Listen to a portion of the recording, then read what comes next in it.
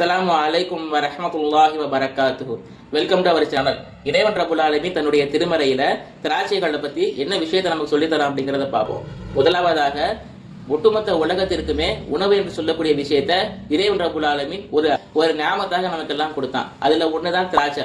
இந்த திராட்சையை சாப்பிடக்கூடியதுனால மனிதனுக்கு இருக்கக்கூடிய அந்த நச்சுக்களை வெளியேற்றுறதுக்கும், இரண்டாவதாக அல்சைமர் என்று சொல்லக்கூடிய அந்த மறதி வராம தடுக்கிறதுக்கும், மூன்றாவதாக ரத்த அழுத்தத்தை குறைக்கிறதுக்கும், நான்காவதாக ரத்தத்தை சுத்திகரிக்கிறதுக்கும், அஞ்சாவதாக சேதமடைந்த செல்களை சரி செய்யறதுக்கும், ஆறாவதாக ஒற்றை தலைவலி வராமல் இருக்கிறதுக்கும், ஏழாவதாக மலச்சிக்கல் வராமல் இருக்கிறதுக்கும், எட்டாவதாக உடல்ல எந்த ஒரு இடத்துலையும் கட்டிகள் வராம இருக்கிறது. அது மட்டுமல்ல, இந்த திராட்சையை நம்ம சாப்பிட்றதுனால மனிதனுக்கு இருக்கக்கூடிய கொழுப்புகள், அதாவது HDL என்று சொல்லக்கூடிய நல்ல விதமான கொழுப்புகள், இந்த கொழுப்புகள்னால மனிதனுக்கு எந்த ஒரு ஆபத்தும் வராது.